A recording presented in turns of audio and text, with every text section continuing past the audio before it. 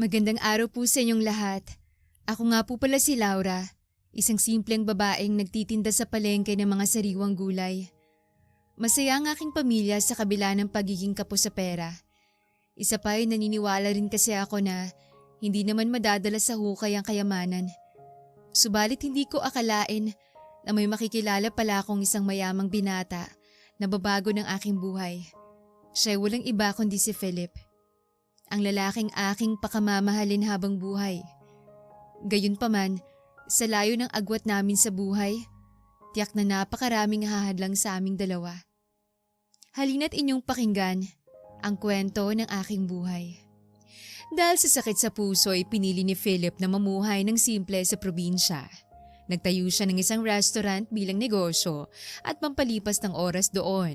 Subalit isang araw sa kanyang pamamalengke ay hindi niya inaasahang may makikilala na kakaibang dalaga. Magandang umaga po sa inyo, Ginoo. Ano pong kailangan niyong gulay? Kumpleto pong aming tindahan at tinitiyak ko po sa inyong sariwang lahat ng to, sir. Para bang buhay na buhay at talaga namang napakasigla ni Laura habang iniestema si Philip nang matapat ito sa kanyang pwesto sa palengke. Mukhang magandang umaga mo, miss. Kahit na sino sigurong dumaan ay mapapabili sa'yo.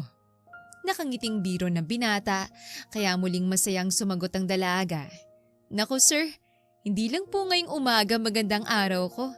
Palagi pong masaya dito sa tindahan ko. Lalo na po kung merong gwapong customer na katulad nyo. Masiglang wika pa ni Laura. Hindi naman napigilan ni Philip tumawa sa narinig. Para bang ang gaan kausap ng babae. Binubola mo pa ako. Naku, hindi po sir ah. Talagang gwapo po kayo. Ngayon ko nga lang po kayo nasilayan dito. Halos marami na po akong suki. Pero kayo sir… Philip. Philip ang pangalan ko. Huwag mo na akong isa-sir. Maari ko bang malaman ang pangalan ng pinakamasayang tindera sa palengkeng to? Parehas na nagngitian ang dalawa na nauwi pa sa tawanan. Ako po si Laura, ang prinsesa ng gulayan. Huwag mo na rin akong ipo. Bata pa ako eh. Pasensya na Philip. Pero dahil first time mo dito, bibigyan kita ng malaking discount. Talaga ba? Gusto ko yan ah. Marami akong kailangang fresh na gulay. Fresh talagang lahat ng narito kasi sa mismong taniman namin to galing. Proud na wika nito kaya muling napangiti si Philip. Wow! Kung ganun ay pipili na ako, Laura. Hindi ka magsisisi sa pagbili sa pwesto namin, Philip. Para bang matagal nang magkakakilalang dalawa na mabilis nagkapalagayan ng loob. Laking gulat naman ni Laura matapos maibalot na lahat ng pinamili ni Philip ay nagbayad ito ng doble. Bakit ang laki naman ng binayad mo, Philip? Hindi ba't bibigyan pa nga kita ng discount?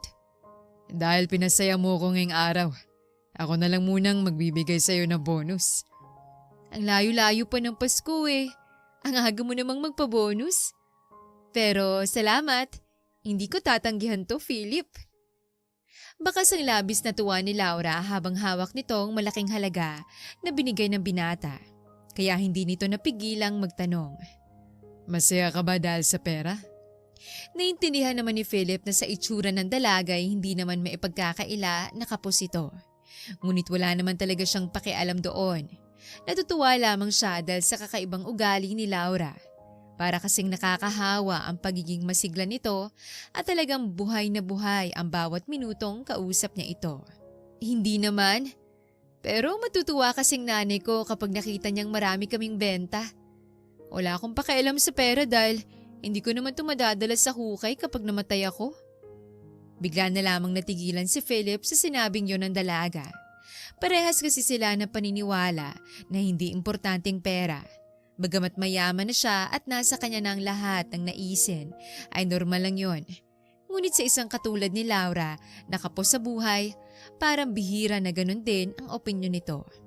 Mula noon ay nangako si Philip na doon na palaging mamimili ng mga gulay para sa kanyang restaurant. Kaya naman naging madalas ang pagkikita ng dalawa. Minsan pa nga'y hindi maiwasan ni Philip na idaan ng kotse sa palengke upang masilayan lamang ang mga ngiti ni Laura. Nasa bukana lamang kasi ang pwesto nito at madaling matanaw. Napansin naman ito ng kaibigan niyang si Walter nang minsang magbakasyon ito. Pre, kung makatingin ka dun sa babae, parang kakainin mo ah. Biro nito. Sira, suki ako nun. Palagi akong bumibili ng gulay sa kanila. Hindi maikubli ni Philip ang ngiti na parabang kinikilig ito kaya muling nagbiro ang kaibigan. Pre, matanda ka na. Matatawa talaga ako kung sasabihin mo sa akin na may crush ka sa tindera sa edad mong yan. Bakit hindi mo paligawan? Ano ka ba? Natutuwa lang ako kay Laura. Yun lang yun. Bigla na lang sumeryosong mukha ni Philip kaya napabuntong hininga ang kaibigan bago ito muling nagsalita. Philip, pre. Napakahirap ng desisyon mong hindi pumasok sa isang relasyon. Dahil lang dyan sa sakit mo. Tinan mo yung itsura mo. Hanggang tingin lang kahit na deep inside. Tinamaan ka na talaga. Sinabi ko na pare, ayoko makasakit ng damdamin. Hindi na natapos ng binatang sasabihin dahil mabilis na sumabat ang kaibigan. Natatakot ka na baka bigla kang mamatay at malungkot ang maiiwan mong kasintahan. Ano ka ba naman? Bakit hindi mo bigyan ng pagkakataon ng sarili mo na mahalin ka? Hayaan mong siyang mag-decide kung itutuloy pa ba niyang makipagrelasyon sa'yo. Kung sasabihin mong tungkol sa sakit mo. At least pare, sinubukan mo. Natahimik si Philip sa sermon ni Walter kaya nagpatuloy pa ito sa pagbibigay ng payo. Pre, kitang-kita ko sa mga mata mo na gusto mong babaeng yun. Subukan mo lang. Kung siya mismong lalayo, wala ka magagawa. Pero paano kung mahalin ka pa rin niya ng buo? Hindi mo ba pwedeng pagbigyan ng sarili mo? Napasandal ang likod ni Philip sa upuan ng kotse. Maging siya ay nakaramdam rin ng panghihinayang kung hindi makikilala ng lubusan si Laura. Napakaganda niya pare. Simple pero parang isang anghel na bumaba sa langit. Ang mga matatamis niyang ngiti, ang mapungay na mata, maging pagiging masigla niya. Na para bang walang oras na hindi ako magiging masaya sa piling niya. May tono ng pagiging desperado sa mga salitang binitawan nito na bakas ang labis na paghanga sa dalaga. Nabuhayan tuloy ng loob si Walter at tinapik pa ang balikat ng kaibigan. Kung ganun na tigilan mo ng pagpigil pa sa sarili mo. Ligawan mo siya. Gawin mong lahat upang maging maligaya. Ipaintindi mo sa kanya ang kalagayan mo. Kung anghel talaga siya, sigurado kong mauunawaan ka niya. At dahil na nga sa pangungulit ng kaibigang si Walter, ay tuluyan ng niligawan ni Philip si Laura.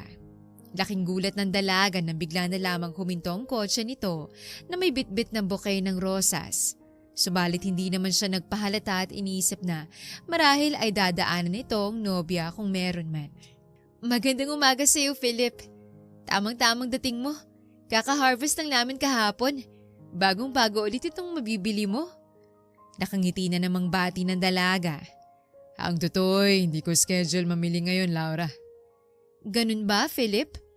Sayang naman. Pero mukha ngang pusturang-pustura ka. May date kayo ng girlfriend mo? Ang totoo, Laura. Para sa'yo ang bulaklak na to. Gusto sana kitang yayaing mag-date. Ako? Hindi makapaniwalang wika pa nito habang nakaturo sa sarili bago natetensyong tumawa. Huwag mo naman akong biruin ng ganyan, Philip. Baka maniwala ko sa'yo niyan. Kukunin ko talagang mga bulaklak na yan. Eto, para sa'yo. Tuluyang natulala ang dalaga habang halos magdikit ang mga palad nila ng binata. Kung noon ay wala naman siyang pakialam kahit maghawak pa ang kamay nila sa tuwing iaabot niya mga pinamili nito, na mga oras na yon ay hindi niya maiwasang makaramdam ng init sa buong katawan. Kitang-kita tuloy ito sa kanyang pisngi. Siya naman ang dating ng nakababatang kapatid nito na si Leo kasamang ina nila. Uy, sa ate Laura kinikilig! Pangaasar nito kaya agad na sinaway ng ina. Ikaw talaga, Leo. Huwag mong asarin ang ate mo. Anak, sige na. Sumama ka na kay Philip. Nag-usap kami kahapon. Nagpaalam na siya sa pag-alis mo ngayon. Kami na bahala dito sa tindahan. Maging ang inay para bang may halong panunukso sa anak na dalaga. Kahapon ka pa nagpaalam? Tanong niya kay Philip, kaya napangiti na lamang ito at muling nagyaya. Tara. Pero ang itsura ko, masyado ka namang nakaayos. Parang hindi naman ata. Hindi na natapos ng dalagang sasabihin dahil mabilis na siyang hinila ni Philip. Akong bahala sa'yo, Laura. Wika pa nito, sabay hawak sa kamay ng dalaga. Philip, daan muna kaya ako sa bahay namin para magpalit? Hindi na kailangan, Laura. Hindi maalis-alis ang ngiti sa mga labi ng binata na parabang sobrang excited nito na mga oras na yon. Nagpunta sila sa isang lugar na kompleto na ang lahat. May salon at maging mamahaling damit. Bakas naman ng paghanga sa mukha ni Laura na sumunod lang sa lahat ng sasabihin ni Philip. Hanggang sa matapos ng pag-aayos sa kanya ay ang binata naman ang natulala habang nakatitig ito kay Laura na papalapit sa kanyang kinauupuan. Bigla na lang akong naging mukhang prinsesa, Philip. Ang bilis naman ng transition na to. Nakangiting biro pa ni Laura kaya nagbalik sa ulirat ang binata at tumayo. Napakaganda mo, Laura. Napakaganda kasi ng damit na to, Philip. Hindi na nakapagtataka na madami na rin ang itsura ko. Nahinto si Laura dahil mabilis na hinawakan ng binata ang kamay niya. Maganda ka kahit wala pang damit na yan. Salamat, Philip. Bigla na lamang nahiya si Laura. Ramdam niya kasing mula sa puso ang papuring yon ni Philip. Agad rin naman silang umalis at nagtungo sa restaurant na pagmamay-ari ng binata. Manghang-mangha si Laura nang malamang may napakagandang view pala ito at talaga namang maraming customer ang naroon. Napakalaki ng restaurant na to, Philip. Nagustuhan mo ba? Tanong ng binata na hindi pa rin binibitawan ang kamay ng dalaga. Doon tayo sa taas. Mas maganda ang view doon lalo na paggabi na. Walang katapusan ang pagkamangha ni Laura sa lahat ng ipinakita sa kanya ni Philip. Mula sa restaurant hanggang sa mga pagkaing isinerve sa kanila. Lahat ay bago para sa dalaga, lalo na't isa lamang siyang ordinaryong tindera sa palengke. Napansin ni Philip ang pagiging tahimik ni Laura habang hinahalo nito ang kape. Kaya naman, muli niyang hinawakan ang palad nito. May problema ba sa kape, Laura? Nag-aalalang tanong nito, kaya agad na umiling ang dalaga at ngumiti. Nako, hala Philip. Lahat ng putahe masarap. Maging ang kape na to. Bigla ka kasing natahimik. Nag-aalala tuloy ako na hindi mo nagustuhan. Sa kabila ng pagiging malumanay ni Philip ay hindi na rin nagpigil pa si Laura na tanungin ito ng kung anong pakay sa kanya ng binata. Philip, maaari ko bang malaman kung bakit mo to ginagawa? Bahagyang lumapit si Philip at hinila ng dahan-dahan ang upuan ng dalaga upang mapalapit ito sa kanya. Pagkatapos ay hinaplos nito ang pisngi ni Laura. Laura, gusto kita. Maaari ba kitang ligawan? Ako? Pero bakit ako, Philip? Tindera lamang ako sa palengke. Ano ngayon? Hindi ba pwede yun? Bigla na lamang sumeryosong binata at inalis pa ang pagkakahawak sa dalaga. Nag-aalala siyang tatanggihan agad siya nito. Itong kauna-unahang pagkakataon na siya ay maglalakas ng loob na pumasok sa isang relasyon, ngunit mukhang mabibigo na ito agad. Isang mahabang katahimikan ang namutawi sa dalawa, hanggang sa bigla na lamang natawa ang dalaga na siyang bumasag nito. Napakaswerte ko naman dahil nabighaning isang gwapong tulad mo, Philip. Natitiyak kong pag-uusapan ako sa palengke nito. Kung ganun ay, pumapayag ka na ba, Laura? Gumuhit ang isang napakalapad ng ngiti sa pisngi ng binata. Sino naman ako para tanggihan ng pinakagwapong tulad mo, Philip? Talaga? Agad na niyakap ni Philip si Laura dahil sa tuwa. Naging masugid ang ginawang panliligaw ni Philip kay Laura na hindi rin naman nagtagal ay sinagot din ito agad. Naging magkasintahan ang dalawa at tamang ang dalaga na magiging usap-usapan ito sa palengke. Si Berto kasi nakababata niya na may gusto rin sa kanya ay labis ang naging pagsiselos nang malaman ng balita.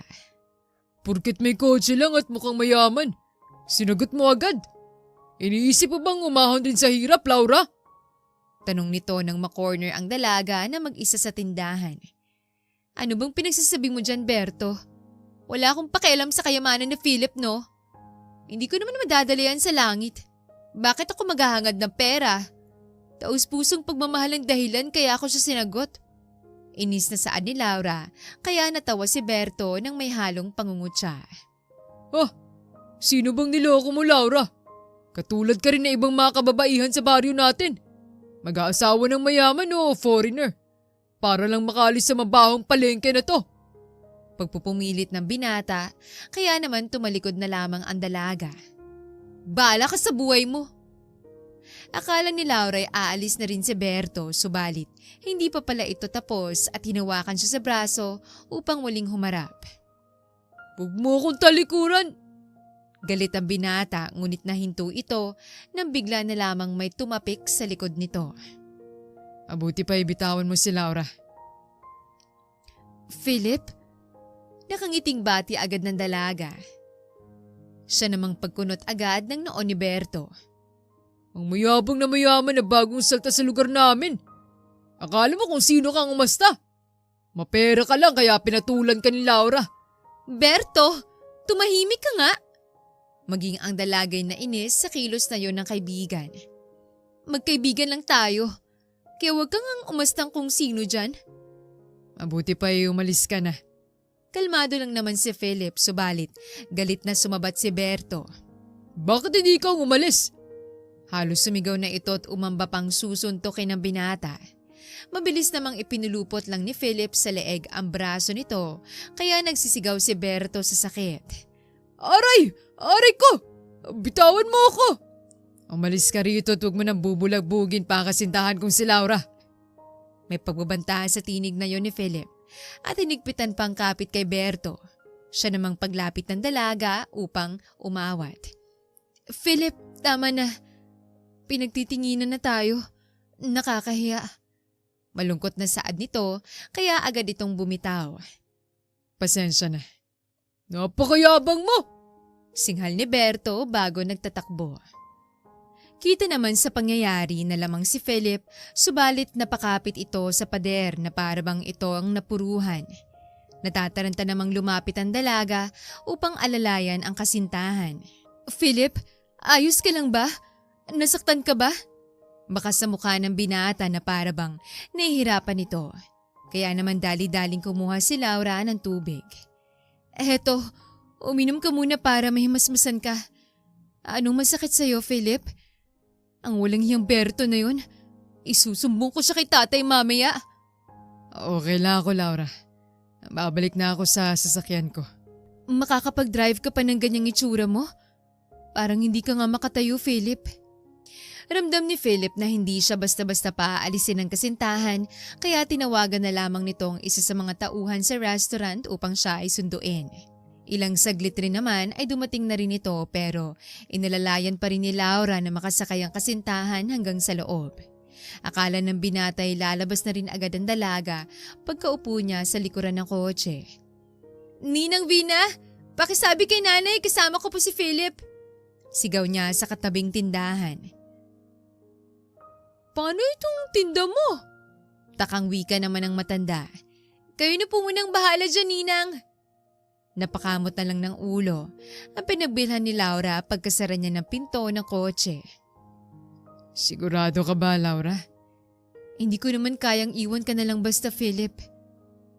Salamat, Laura.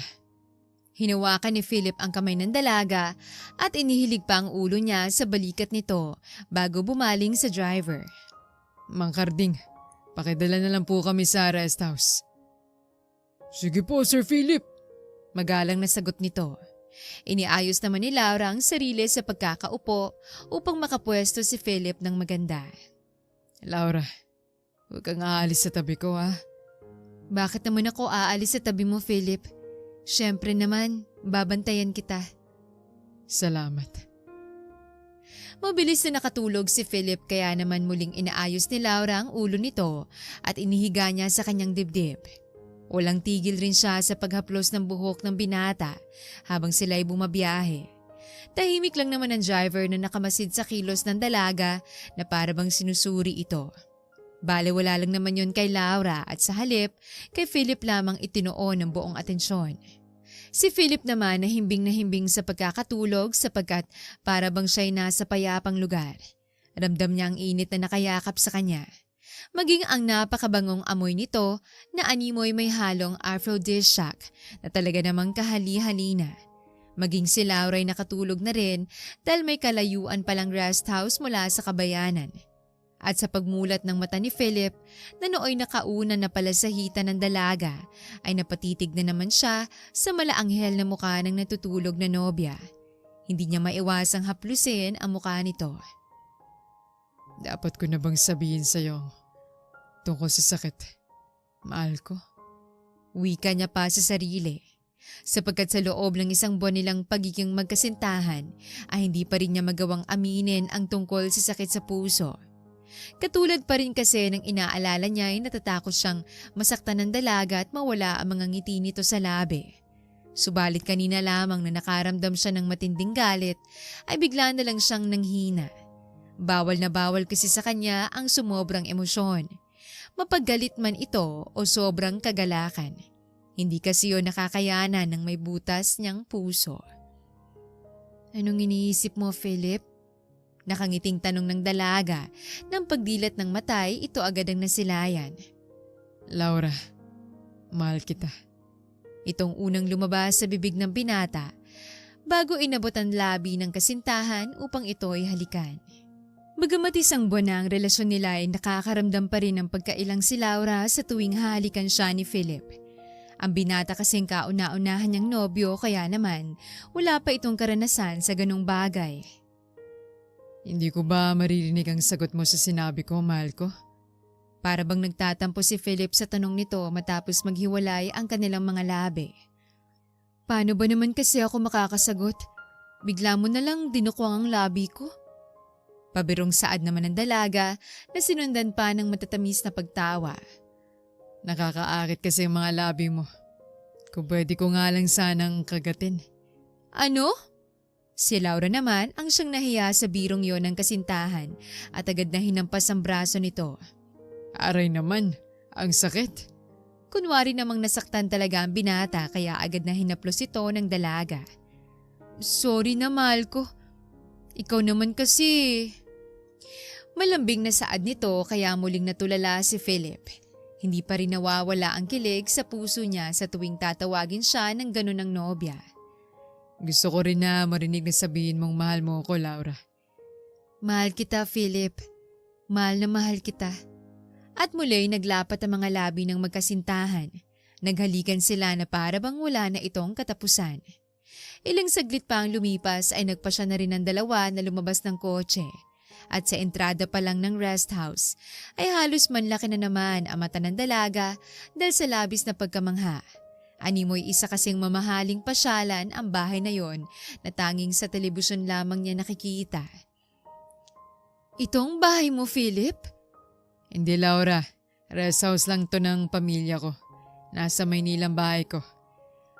Anak ka ba ng presidente? Nagtatakang tanong ng dalaga kaya napatawa ng malakas si Philip. Ikaw talaga, Laura. Pero, ang laki-laki naman ng lugar na to. Parang isang mansyon. Tapos ang sabi mo ay rest house lang. Baka naman ang bahay mo ay palasyo na.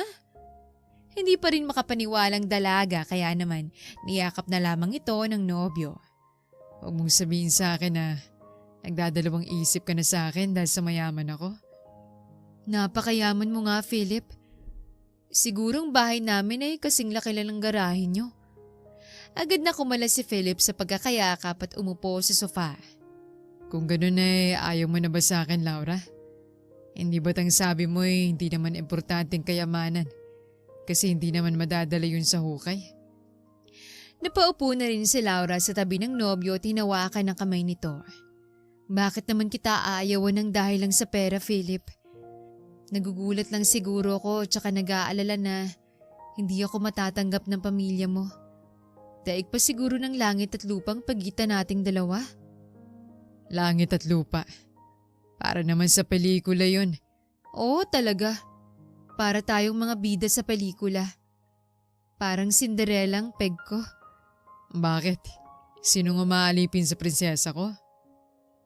Nauwi sa biruan ng usapan ng dalawa na sinundan pa ng malakas na tawanan. Ngunit maya-maya lang ay hawak na naman ni Philip ang dibdib nito.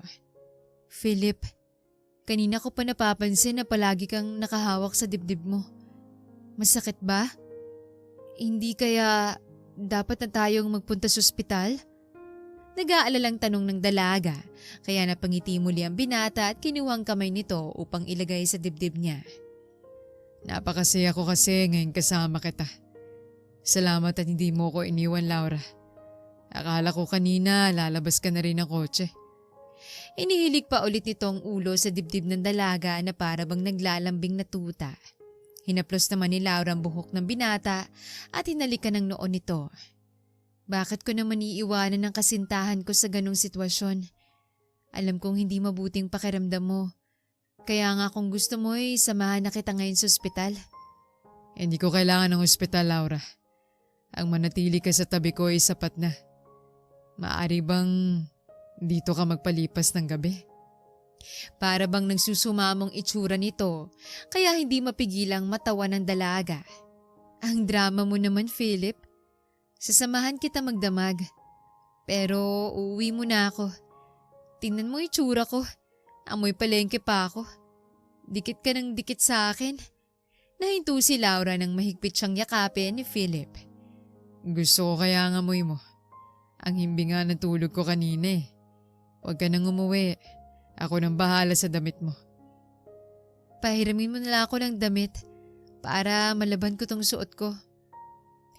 Tumayo na ang dalawa at naisipan munang kumain bago nagpunta sa kwarto. Nag-shower muna si Laura katulad ng nais nito at nilabhan ang suot niyang damit. Sinuot naman niya ang malaking t-shirt ni Philip maging ang boxer nito.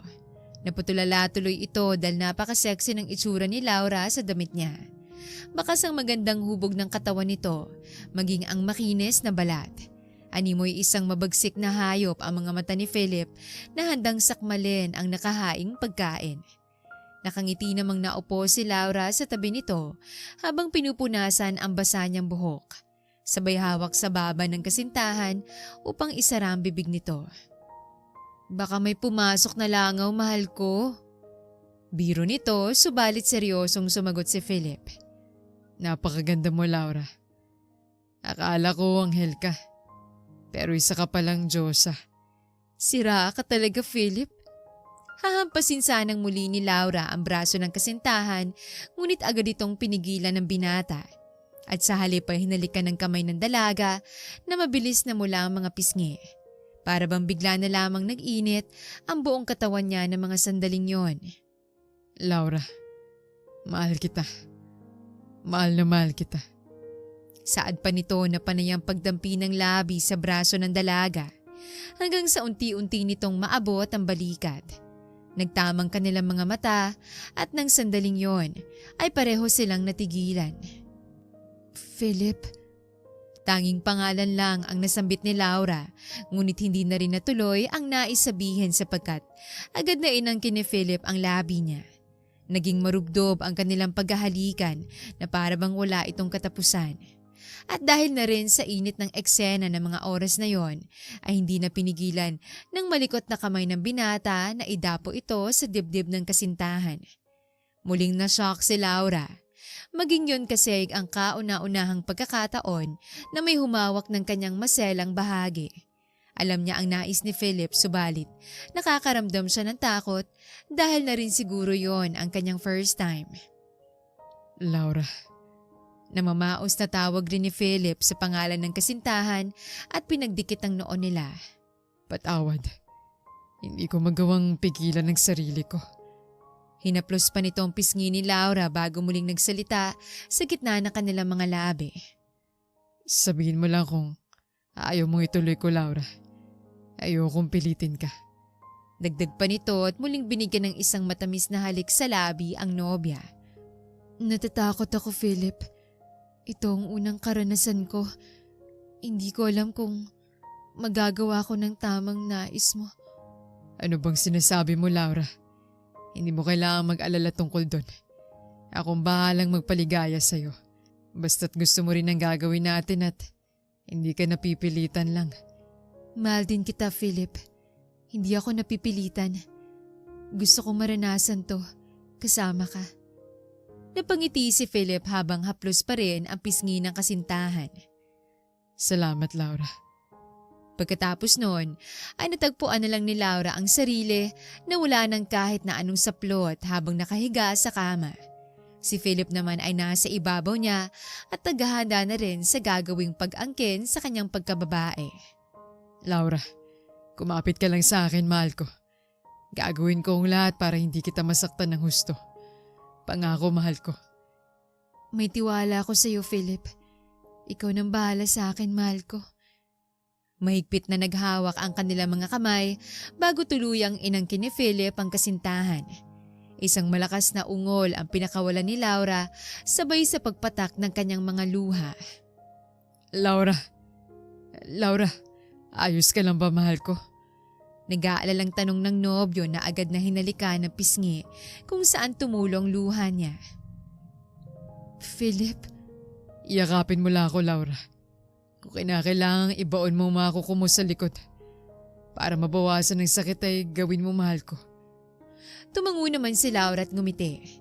Kaya sa paglapat ng kanilang mga labi ay sabay rin ang naging pag-indayog ni Philip sa ibabaw ng dalaga. Ang mabagal nitong paggalaw ay unti-unti ring bumilis na maging ang katawan ni Laura ay sumunod na sa pag-indayog. Hindi lubos akalain na naging isa ang kanilang mga katawan sa parehong naliligayahan ng mga sandaling yon. Walang tigil ang kanilang mga ungol at halinghing sa buong kwarto. Parehas na habol ang paghinga matapos marating ang tuktok ng kaligayahan. Para kay Philip ay pinagtagpo talaga sila ng tadhana at si Laura ang siyang inilaan para sa kanya. Ngunit habang nakahiga ay bigla na lang nahirapang huminga ang binata kaya nataranta na naman si Laura. Philip? Philip? Anong nangyayari sa'yo, mahal ko? Hindi alintana ni Laura na siya ay nakahubad ng oras na yon at agad lumapit sa nobyo upang alalayan nito. Laura, ang gamot ko. Nasa drawer. Hirap namang saad ni Philip kaya agad na kumilos ang dalaga. Kinuha niya ang nag-iisang botelya ng gamot na naroon at kumuha ng tablet. Mabuti na lamang ay may nakahandang tubig sa lamesa na ibinigay rin niya dito. Matapos makainom ng gamot ay kumalma na rin agad ang binata. Tahimik na nakatingin lamang si Laura dito at naghihintay ng sasabihin nito. Isang matamis na ngiti ang binigay muna ni Philip bago hinawakan muli ang kamay ng nobya. Pasensya ka na, Laura. Ang totoo ay ngayon lang nangyari na naulan ako ng kontrol. Siguro dahil ikaw ang kasama ko. Anong ibig mong sabihin? Marami ka na bang babaeng nakasama sa kama? Katulad nito? Bakas sa mukha ni Laura ang pagsiselos kaya natawa ang kasintahan. Laura, ilang taon na ba ako sa tingin mo?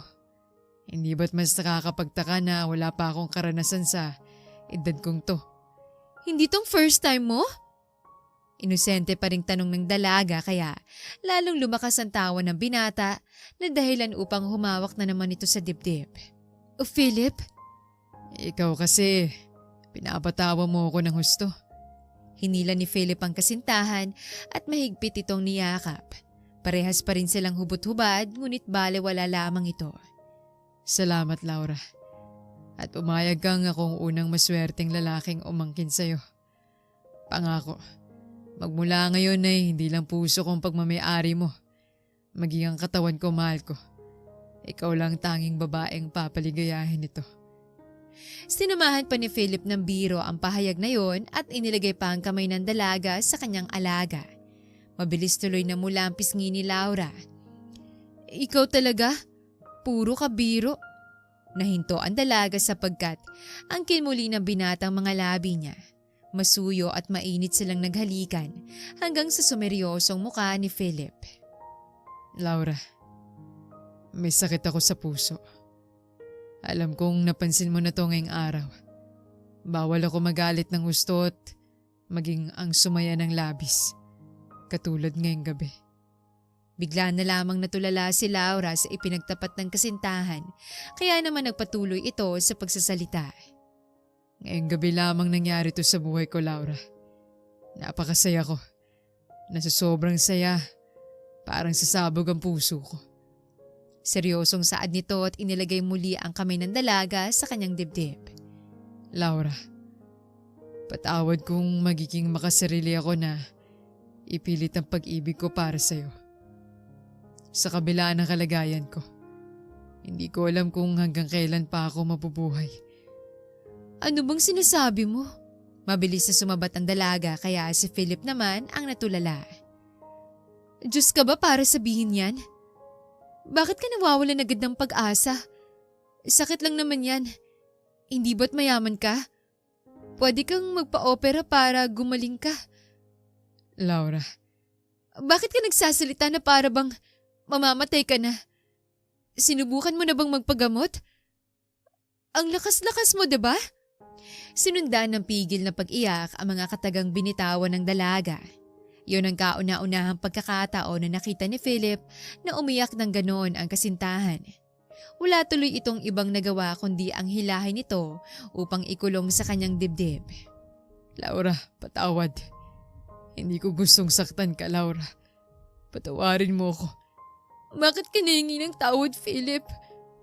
Ayoko pumasok sa isang relasyon dahil ayoko makasakit ng damdamin. Katulad ng nangyayari sa'yo ngayon. Pero hindi naman masama ang loob ko dahil lang sa may sakit ka. Masama ang loob ko dahil sumusuko ka na agad. Bakit hindi ka pumunta sa doktor? Paliwanag nito kaya napailing ang binata. Bata pa lang ako pinag-uusapan na ipapa-opera ako. Pero ang sabi ng doktor magiging kritikal ang kalagayan ko. At baka mas lalong mapadali pa ang buhay ko. Kaya naman kahit na minsan hindi na pumayag ang mami ko. Hanggang sa tumanda ako. Yun palaging nasa isip ko. Alam kong madaming magaling na doktor pero natatakot ako. Sa pagkakataong yun ay si Laura naman ang humawak ng mahigpit sa kamay ng kasintahan. Bakit hindi mo subukan, mahal ko? Maswerte ka at may kakayahan kang gamutin ang sakit mo, Philip. Huwag mong sayangin ang pagkakataon na yan. Sasamahan kita. Pangako. Hindi ako aalis sa tabi mo kahit ano pa mang maging resulta nito. Manalik tayo sa poong may kapal, Philip. Isinubsob ng binatang muka sa dibdib ng kasintahan at niyakap ito ng mahigpit. Hinaplos naman ng dalagang buhok ng nobyo. Subukan natin, Philip. Muling bulong pa nito kaya iginalaw na lamang ni Philip ang ulo upang tumango. Hinalikan naman ni Laura ang buhok ng kasintahan. Masaya siyang napapayag rin niya ang nobyo. Dahil sa wagas na pagmamahal ni Philip ay binilan niya ng maraming magagandang damit ang kasintahan. Masaya rin siyang napapayag itong doon magtrabaho upang hindi sila na magkahiwalay. Sadyang ang parehas na nahuhumaling ang dalawa sa isa't isa. Halos nagsasama na nga ang mga ito, buhat nang mangyari ang unang gabi nilang pagtatalik. Minsan rin ay nanatiling binata sa bahay ng dalaga at sumasama sa hapagkainan. Kaya naman, hindi rin maiwasan ng ama na magtanong. Iho, may plano na ba kayong magpakasal? Usap-usapan na sa palengke na para na daw kayong mag-asawa. Tay naman, chismis lang po yun. Si Laura ang siyang sumagot, ngunit mabilis rin itong sinundan ni Philip. Kukunin ko na po ang pagkakataon to upang magpaalam. Na susunod na linggo'y sasama ko po si Laura sa Maynila para ipakilala sa pamilya ko. Philip, hindi naman kita minamadali. Kailangan kong bumalik para makausap ang cardiologist ko. Bulong naman ng binata sa tenga ng kasintahan. Talaga? Masayang bigkas naman ito at yumaka pa. Kung ganun na isasama ako, mahal ko. Habang nasa kwarto si Lara, ay lumapit ang ina nito at nag-aalalang nagtanong. Anak, alam na ba ni Philip ang tungkol sa sakit mo? Nay, may sakit rin po si Philip. Ayokong mag-alala siya. Kailangan po niya ng operasyon. Nahinto ang dalaga ng sumabat ang ina. Pero ikaw rin anak, kailangan mong magpa-chemotherapy. Halos wala pa sa kalahating naiipon natin.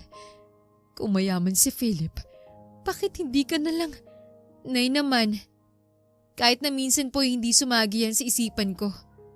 Hindi ko po gagamitin ng pera ni Philip para lang magpagamot, Nay. Huwag niyo pong tapakan ng prinsipyong pinangahawakan ko. Hinawakan ng ina ang kamay ng anak, kaya nahinto ito. Alam ko naman yun, anak. Pero hanggang kailan tayo maghihintay? Nay, malakas naman po ako. Parang ang umiepekto naman ng mga iniinom kong gamot. Baka nga gagaling na ako sa pag-inom lang nun. Napabuntong hininga na lamang ang ina, bakas ang labis na pag-aalala. Makalipas ang 1 linggo'y lumuwas na pabalik sa Maynila si Philip kasamang kasintahan nito. Masayang ipinakilala ng binatang dalaga sa mga magulang. Ngunit hindi naman maipagkakaila sa kilos ng ina nito na hindi gusto si Laura. Matalim ang mga tingin nito maging ang pananalita. Sa probinsya ka lumaki? Anong natapos mo? Anong negosyo ng pamilya mo? Sunod-sunod na tanong pa nito habang sila'y nasa hapagkainan. Nag-aaral si Laura ng kursong business management. Kaso hindi siya nakapagtapos. May pwesto sa palengke ang pamilya niya at nagtitinda sila ng sariwang gulay. Ang binatang siyang sumagot ni kinagulat ng ina. Ano? Tindera sa palengke? Nahihibang ka na ba, Philip? Halos sumigaw ito kaya inawat ng kanyang asawa. Pamela, minahon ka. Philip, huwag mo ngang biruin ang mami mo ng ganyan. Saway ng ama na sinundan pa ng tawa. Maging ang nakababatang kapatid na naroon ay sumagot din. Kuya talaga, palagi ka nalang nagbibiro. Napatingin naman si Laura sa nobyo kaya naman inabot nito ang kamay niya. Pero totoong sinasabi ko at hindi ako nagbibiro. Mahal ko po si Laura at umuwi ako para magpa-opera. Muling sumabat ang ina na labis ang pagkagulat. Ano? Ang ama naman niya ay bahagyang natigilan at napaisip. Anong meron ng babaeng yan para mapilit ka niya, Philip? Wika nito sa sarili. Magpapa-opera na po ako para madugtungan pa ang buhay ko. Hindi ba mahal ako? Nakangiting baling naman ng binata sa kasintahan. Ngunit mariin pa rin ang pagtutol ng ina. Hindi ba't nagkasundo na tayong hindi ka na magpapa-opera, anak? Mabilis naman itong inawat muli ng asawa. Mabuti na yan, subukan natin, Pamela. Matagal na ring sinasabi sa atin ang doktor na makakabuti naman to para kay Philip. Wika nito tumingin sa anak upang tanungin ito. Anong nagpabago sa isip mo, anak? Magandang balita to, talaga namang natutuwa ako. Napilit po ako ni Laura. Kaya pakiusap, Mom. Dad, tratuhin niyo ng maayos ang kasintahan ko. Nangako siyang hindi ako iiwan hanggang sa matapos ang operasyon. Hindi ba mahal ko? Paglalambing naman ng binata na hinigpitan ang pagkakahawak sa kamay ng dalaga. Oh, Philip, hindi ako aalis sa tabi mo. Salamat. Baka sa tinginan ng magkasintahan na talaga namang mahal na mahal nila ang isa't isa. Parang ama ni Philip ay handa niyang tanggapin si Laura kung talagang maooperahan na ang anak. Subalit ang ina naman nito ay may pagdududa pa rin at hindi inaalis sa isip na pera lamang ang habol nito sa anak. Nang makapagsarili na ang dalawa sa kwarto ng binatay, tahimik na umupo si Laura sa kama na para bang ito'y nagmumuni-muni. Laura, mahal ko. May problema ba? Philip, parang nakakatakot naman ang pamilya mo. Ganun ba talaga kayong mga mayayaman? Nakakatakot ang tingin nila. Parang gusto nila akong kainin ng buhay. Ano ba naman yung sinasabi mo, Laura? Bigla na lamang umingay ang kwarto dahil sa malakas na pagtawa ng nobyo nito. Totoong sinasabi ko. Halata namang hindi nila ako gusto, Philip. Seryoso agad ng dalaga kaya huminto na ito sa pagtawa at hinawakan ang baba ng kasintahan. Huwag mo silang alalahanin, Laura. Ako ang boyfriend mo at ang papakasalan mo. Hindi ka nila kailangang magustuhan kung ayaw nila. Ako naman ang makakasama mo habang buhay, di ba? Philip, hindi na natapos ni Laurang sasabihin dahil mabilis na namang inangkin ng kasintahan ang kanyang labi. Mainit siya nitong hinalikan hanggang sa muli na namang maging mapupusok at naglalagablab ang mga sandaling yon. Ang init na siyang nagsimula upang unti-unti nilang alisin ang mga saplot na suot bago mahiga sa kama. Muli silang nagsalo ng mainit na pagtatalik, damang labis na pagmamahal. Panayang ungol at halinghing ng magkasintahan na halos marating ang langit dahil sa walang hanggang pagniniig ng kanilang katawan. Laura, mahal kita. Mahal na mahal kita. Philip, mahal ko. Habang buhay kitang pakamamahalin. Parehas na hingal ang dalawa habang mahigpit na magkayakap at pinapakalma ang kanilang mga sarili matapos ang pagsisiping. Napawi tuloy ang mga pangamba ni Laura. Alam niyang hindi siya pababayaan ni Philip. Hindi man siya gusto ng pamilya nito, sigurado namang siyang pipiliin ito. Kinabukasan ay maagang nagpunta ang magkasintahan sa ospital at maging ang doktor ay masaya sa ibinalita ng binata. Sa wakas, Philip, buti naman ay pumayag ka na rin. Pinapangako ko sa iyo ako mismo nga asikaso nito. Saad nito na excited na rin na matuloy na ang matagal na nitong pinapayo sa pamilya. Malapit na kaibigan rin kasi ang doktor kaya para na rin itong parte ng pamilya. Salamat sa kasintahan ko, Dok. Siya lang talagang dahilan. Philip naman, ano ka ba? Nahihiyang wika naman ni Laura kaya napangiti na lamang muli ang binata. Mabilis na dumating ang araw ng operasyon ni Philip. Ang lahat ng pamilya niya kabilang ang ina, ama at 2 kapatid ay nasa labas lamang ng operating room at nag-aantay. Naroon din ang kasintahang si Laura na tahimik lang sa isang sulok at walang tigil sa pagdarasal. Ilang saglit pa ang lumipas ay biglang lumabas ang nurse na para bang may emergency na nangyayari. Agad na lumapit ang ama ni Philip upang magtanong. Nurse, kamusta ang anak ko? Nagmamadali naman ang nurse kaya bahagyang nagbigay lamang ito ng simpleng balita. Pasensya na po pero kailangan ko pong makabalik agad. Medyo hindi magandang lagay ng pasyente. Agad na napatayo si Laura at nagmamadali ring lumapit ngunit umalis naman agad ang nurse. Siya namang paghila sa kanya ng ina ni Philip. Kasalanan mo tong babae ka! Oras na may mangyaring hindi maganda sa anak ko. Malilintikan ka talaga sa akin! Galit na sinampal pa nitong dalaga at itinulak ng malakas kaya sumadlak ito sa sahig. Umawat naman ang asawa. Uminahon ka lamang, Pamela. Hindi pa naman tapos ang operasyon. Ngunit maging ito'y nasigawan ng ginang. Isa ka pa, Eduardo! Hindi kita mapapatawad kapag nawala ang anak ko.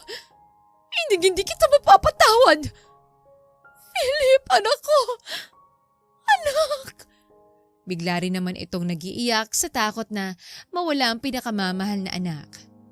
Naglapitan rin ang mga kapatid ni Philip sa ina upang alalayan ito. Mom, kalma lang po kayo. Tulad ng sinabi ni Daddy, hindi pa po tapos ang operasyon. Maghintay lang po kayo. Hinagod pa ng anak na babae ang ina upang kumalma ito. Subalit muling nabaling ang tingin ng ginang kay Laura na nakaupo pa rin sa sahig at walang tigil rin sa pag-iyak. Philip, mahal ko. Sa sobrang galit pa rin ng ina ni Philip ay kinaladkad niya ito palayo. Umalis ka dito! At huwag ka nang magpapakita pa sa anak ko! Muling umawat naman ang asawa. Tama na yan, Pamela. Lumapit naman ang kapatid na lalaki ni Philip kay Laura upang itong makipag-usap. Laura, mabuti pa lumabas ka na lang muna. Babalitaan na lang kita mamaya. Pakiusap. Katulad rin naman si Paolo ng kuya nito na mabuti ring makitungo sa kanya. Kaya tumango na lamang ang dalaga at sumunod. Halos 8 oras ang itinagal ng operasyon ni Philip. Ang lahat ay walang tigil ang kakadasal na mailigtas ang binata. Si Laura naman ay nagpunta sa maliit na chapel ng ospital at nagdasal ng mataimtim habang walang tigil sa pag-iyak. Panginoon ko, tulungan niyo po ako. Tulungan niyo po si Philip. Diyos ko, Pakiusap. Kahit ako na lamang pong kunin niyo, iligtas niyo lang po siya. Bigla na lamang nitong sinisising sarili. Isinumpa rin niya na kapag may nangyaring masama sa kasintahan na maaring ikasawi nito, ay hinding-hindi mapapatawad ang sarili. Takot man ay bumalik na ito sa operating room at dooy sinalubong siya ng nakangiting kapatid ni Philip. Laura, ligtas na si Kuya! Successful ang operasyon! Pahayag nito kaya halos nagluluhod ang dalaga. Salamat po, Panginoon ko! Salamat po! Napansin naman ni Paolo ang pasa sa braso at hita ng kasintahan ng kapatid. Mabuti pa'y lumapit ka sa nurse para mabigyan ka ng gamot. Ang laki ng pasa mo. Payo nito, ngunit ngumiti lamang si Laura. Bale wala to, napakalayo sa bituka. Ang mahalaga ay ligtas na si Philip. Masayang wika nito kaya ay nalalaya na siyang makatayo ng binata. Tama ka. Hindi nagkamali si Kuya na sundin ka. Sa wakas ngayon ay mamumuhay na siya ng normal. Salamat sa iyo, Laura. Magdamag na walang malay pa rin si Philip matapos ang operasyon. Kinaumagahan na ito nagkamalay at masayang makitang si Laura ang nasa tabi nito habang hawak-hawak ang kanyang palad. Laura, mahal ko. Dahan-dahang nadilat na rin ang mata ang dalaga at laking gulat na makitang gising na si Philip. Philip! Philip! Gising ka na, mahal ko. Mabilis na niyakap ni Laura ang kasintahan kaya bigla na lamang itong dumaing. Dahan-dahan lang, mahal ko. Alam kong excited ka pero hinay-hinay lang muna. Biro pa nito kaya napaatras ang dalaga. Pasensya na, Philip. Nasaktan ka ba? Tatawagin kong doktor. Okay lang ako. Pero anong nangyari dito sa braso mo? Nag-aalalang tanong ni Philip nang makitang nangingitim na bakas sa braso nito. Wala to, mahal. Nasagi lamang ako kahapon sa poste. Mawawala rin to.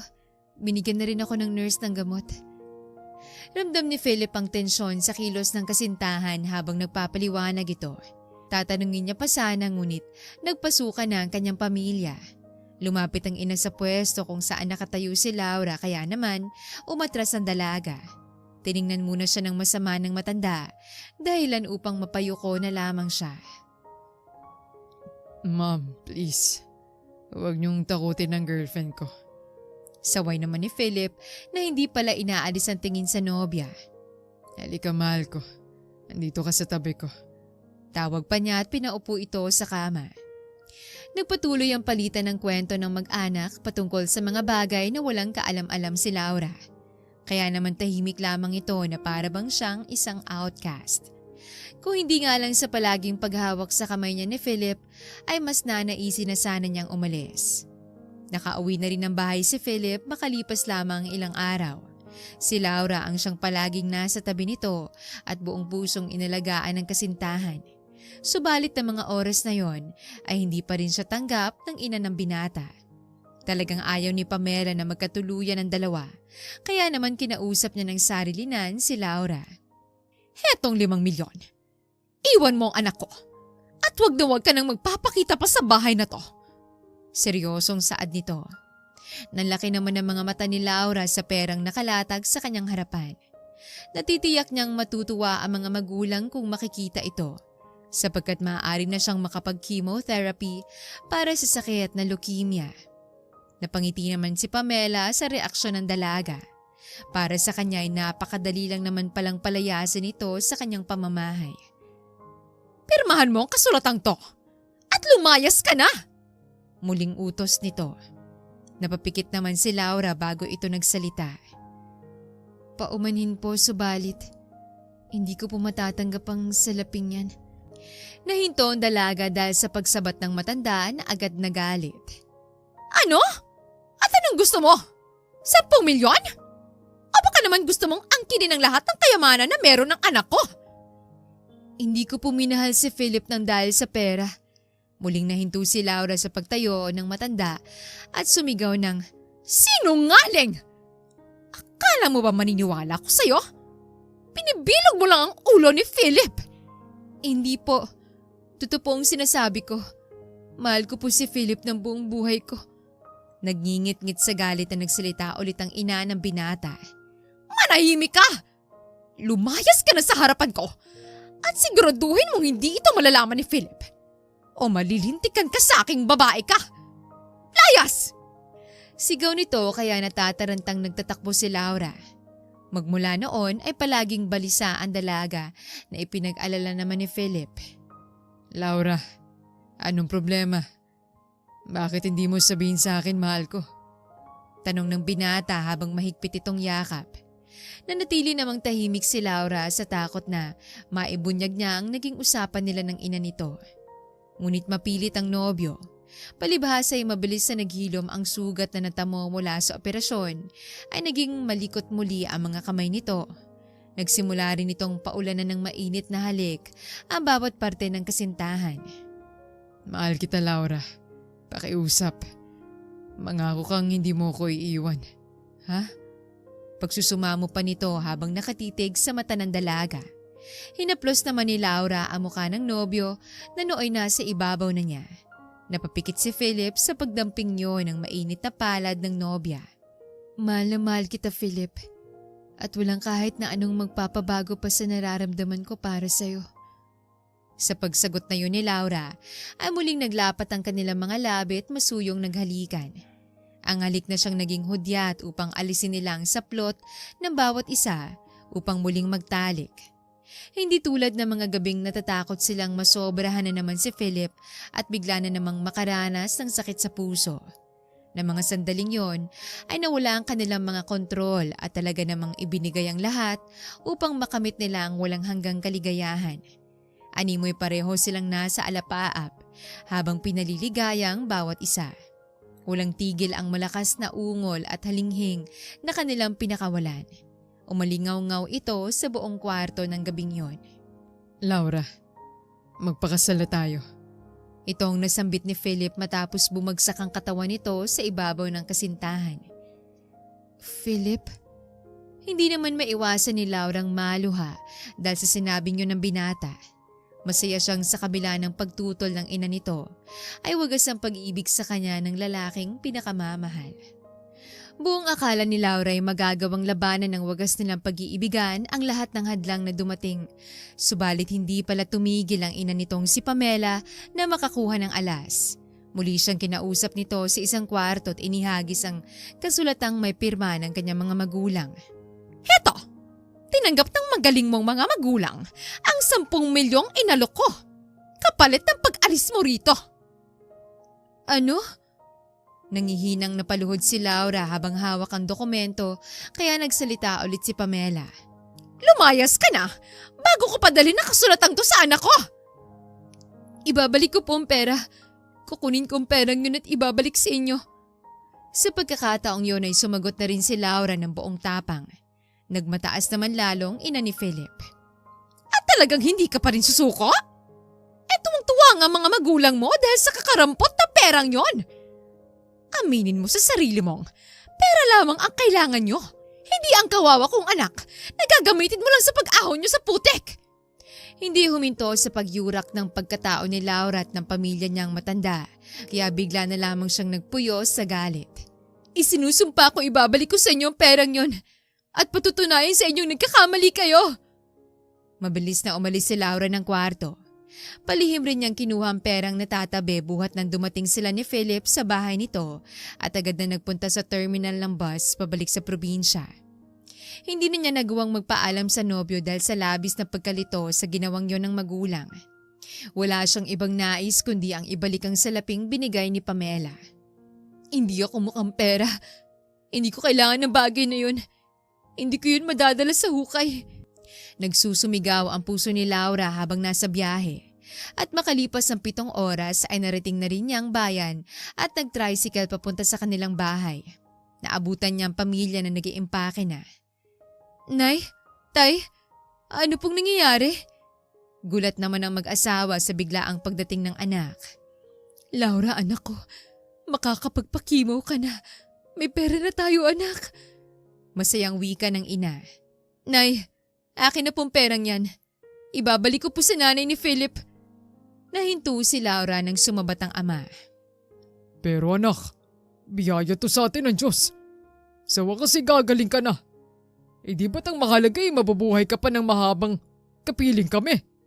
Katulad ng ating pangarap noon. Paano niyo nasasabing bagay na yan, Tay? Hindi ba't kayo nagturo sa akin ng prinsipyo? Mahal ko po si Philip. Hindi ko po matatanggap. Pagmamatigas ng dalaga kaya ang ina naman ang siyang galit na nagsalita. At anong gusto mo? Pahirap kami ng ama mo habang buhay para lang makalikom ng perang papagamot mo? Ito na ang pera, Laura. Gagaling ka na. Bakit pa nagmamataas ka pa? Napakaraming lalaki sa mundong to.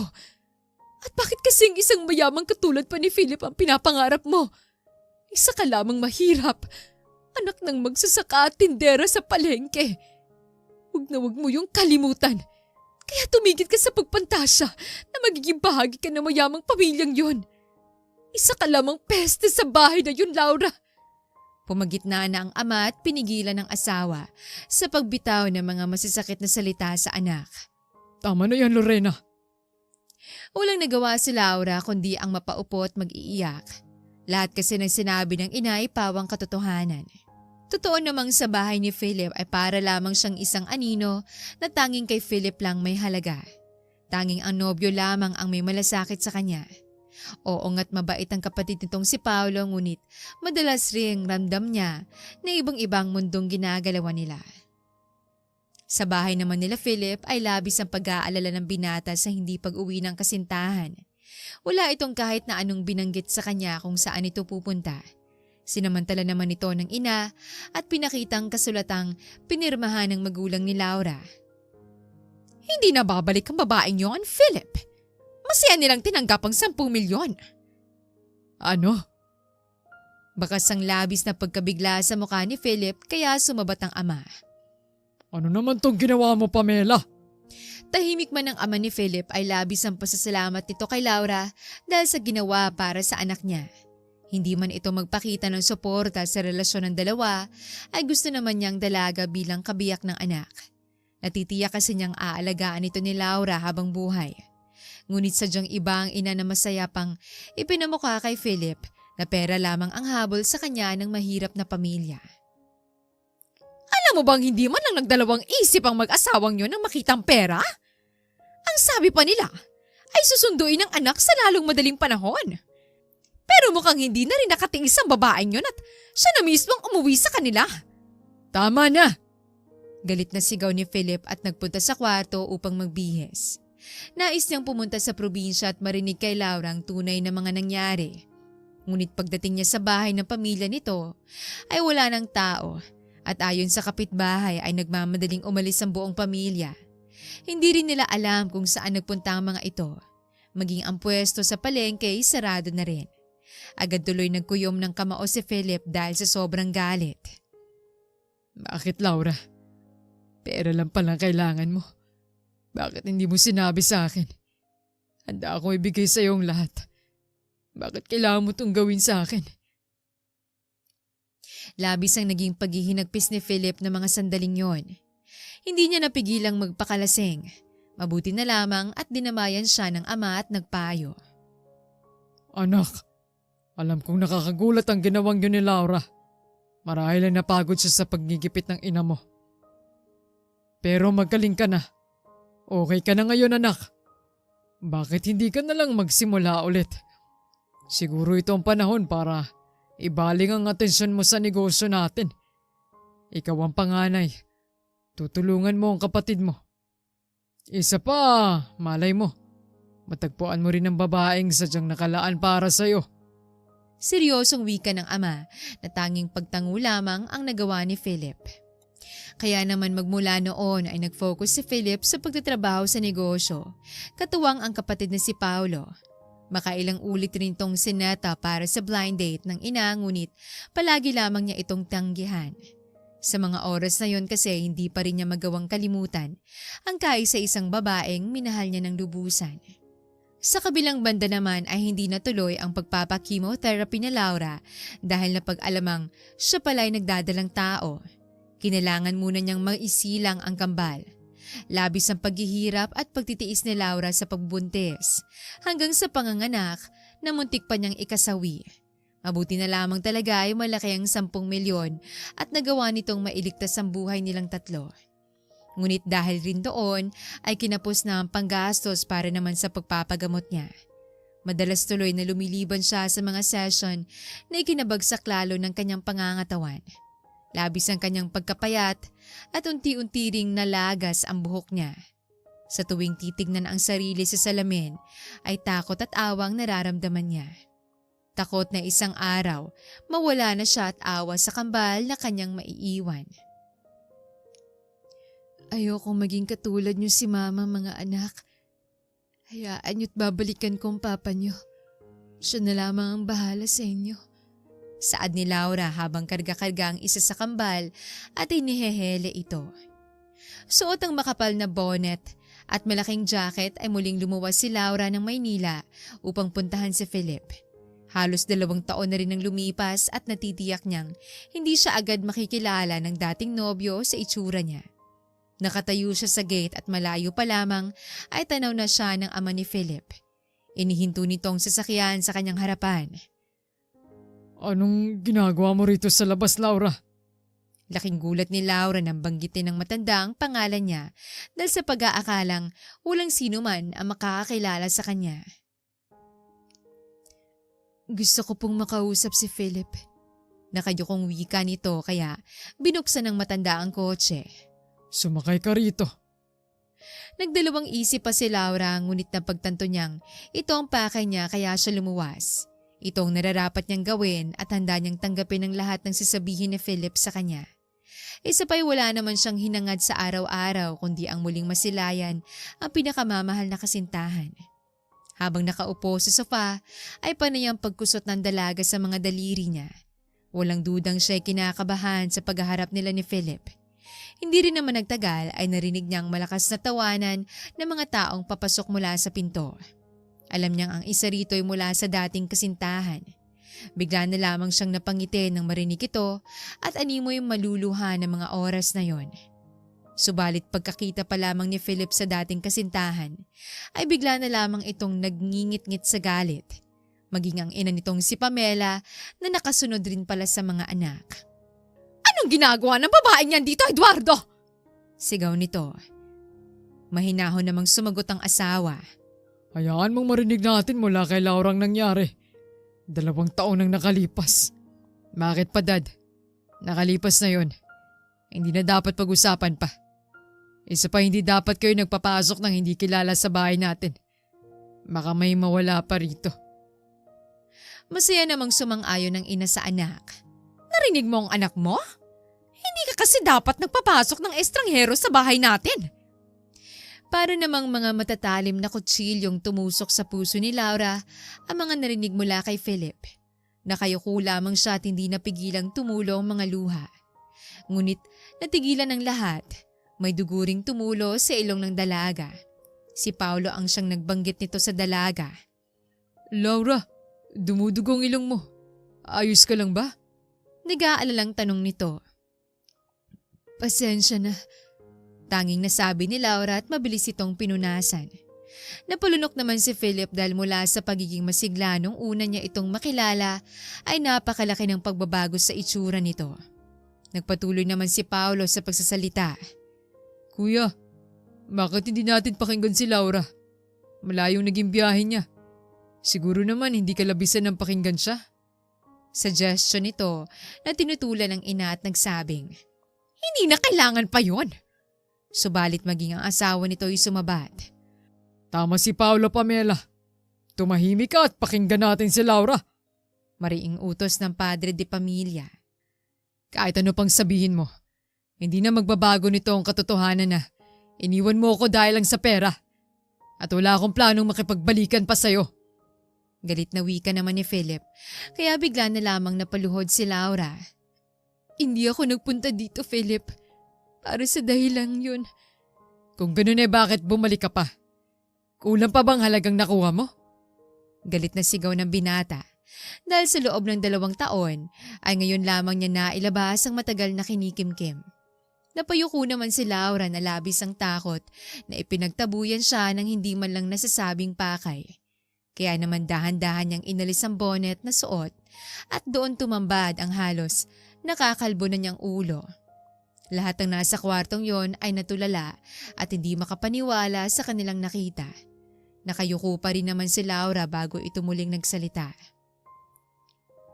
May sakit ako, Philip. Katulad mo, may nilalabanan rin akong malubhang karamdaman. Simula pa ng bata ako. May leukemia ako. Unti-unting pumataka mga luha ni Laura habang nanginginig itong nagsalita. Hindi rin niya napigilang kagatin ng mga labi upang pigilan ang pag-iyak. Pinahid niya muna ang mga luha bago nagpatuloy sa pagsasalita. Umuwi ako sa amin para pilitin ng mga magulang ko na ibalik ang pera. Pero ang sabi nila ay pagod na sila sa pag-iipon para sa pagpapagamot ko. Malaki na ang naging sakripisyo nila para sa akin. Kaya wala akong nagawa kundi sundin ang gusto nila.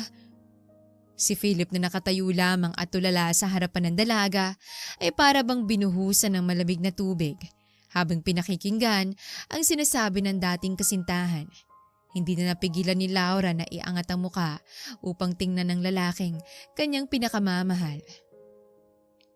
Philip, buntis ako nung umalis dito. Nanganak ako ng kambal. Mas lalo pang nagulat ang lahat sa sinabing yon ng dalaga at tahimik na nag-antay ng mga sasabihin pa nito. Hindi ako nakapagpagamot agad dahil kailangan ko muna silang ipanganak. Ang sabi ng doktor ay malala na ako ngayon. Baka hindi na ako magtagal, Philip. Muling yumuko si Laura na inilagay pa ang kamay sa sahig at nagiiyak sa takot na hindi siya paniwalaan ng mga ito. Pakiusap, kunin mo sila. Isinusumpa ako. Anak mo sila, Philip. Wala ko ibang naging karelasyon kundi ikaw lang. Kahit ipatest mo sila, anak mo sila. Hindi ako nagsisinungaling. Nahinto si Laura na bigla na lamang mabilis na lumapit si Philip at niyakap siya ng sobrang higpit. Laura. Patawad. Patawarin mo ako, Philip. Walang tigil si Laura sa paghingi ng tawad sa binata habang wala namang ibang masabi si Philip kundi ang bigkasin lamang ang pangalan ng dalaga na puno ng paghihinagpis. Hindi rin naman napigilan ng ina ni Philip ang maiyak sa nasaksihan at yumakap sa asawa. Ang lahat ng naroon ay walang ibang nararamdaman kundi ang labis na awa sa babaeng nagligtas sa kanilang mahal sa buhay na si Philip. Na sa kabila pala nooy, may sarili palang laban sa buhay na kinakaharap. Ngunit nagawa pa ring samahan ng binata. Bigla na lamang nawalan ng malay si Laura, kaya naman nataranta ang lahat at dali-daling isinugod ito sa ospital. Dok, gawin niyo ang lahat para sa asawa ko. Pakiusap. Pagsusumamo ni Philip. Na mga sandaling yon ay talaga palang nasa bingit na ng kamatayan si Laura. Talagang nagpumilit lamang ito na makitang binata upang masabing ninanais. Nagdesisyon naman ang ina ni Philip na muling bumalik sa probinsya upang kausapin muli ang mga magulang ni Laura kasamang asawa nito. Humingi siya ng tawad sa mag-asawa at ipinaalam ang kalagayan ng kanilang anak. Sumama naman ng mga ito, maging ang kambal. Walang pagsidlan ang saya ng mga magulang ni Philip habang kalong-kalong ang kambal sa buong biyahe. Isang malaking himala naman na gumaling rin si Laura sa sakit sa tulong na rin ng buong pamilya ni Philip. Nakaagapay nito sa lahat ng oras. Maging ang ina niya na noon ay ayaw sa dalaga ay madalas na nagbabantay rin sa ospital. Bagamat nahihiya pa rin si Laura, ramdam naman niya na talagang tanggap na siya nito para sa anak. Maraming salamat po sa inyo. Hindi ko po makakalimutan ng kabutihan niyo. Natitiyak ko pong lalaking mabuting batang kambal sa piling niyo. Katulad rin po ni Philip. Saad ni Laura kay Pamela, kaya natawa naman ng matanda. Ano ka ba, iha? Huwag ka ngang magsalita na parang nagpapaalam ka na riyan. Magpagaling ka at ikaw ang mag-aalaga sa mag-aama mo. Bakit mo ipapasa sa akin ang obligasyon mo? Hindi napigilan ni Laura na yakapin ang ina ni Philip dahil alam niyang sa kabila ng matatalas pa rin itong pananalita ay nag-aalala ito ng lubos sa kanya. Salamat sa ginawa mo para kay Philip. at sa pagbibigay sa amin ng apo, Laura. Patawarin mo ko kung hindi kita natanggap agad. Naabutan ni Philip ang ina at si Laura sa ganoong tagpo kaya naman napangiti na rin ito. Lumapit rin ito, yumakap rin sa dalawang babaeng importante sa kanyang buhay. Thank you, Ma'am. At mabilis na ngang isinunod ang pagpapakasal nila Philip at Laura at tuluyan ng naging mag-asawa sa piling ng kanilang mga anak at pamilya. Mahirap man ang pinagdaanan ng dalawang pusong nagmamahalan ay sadyang walang makakapantay sa wagas na pag-iibigan. Matuto tayong harapin ang pagsubok na darating sa ating buhay ng buong lakas. Ang walang hanggang pagtitiwala sa may kapal, ang taus-pusong pananalig, at ang pagharap ng may buong tapang sa hamon ng buhay ay siyang susi sa tagumpay. Tiyak na magiging sintibay ng bakal ang samahan ng mag-asawang sinubok ng kapalaran.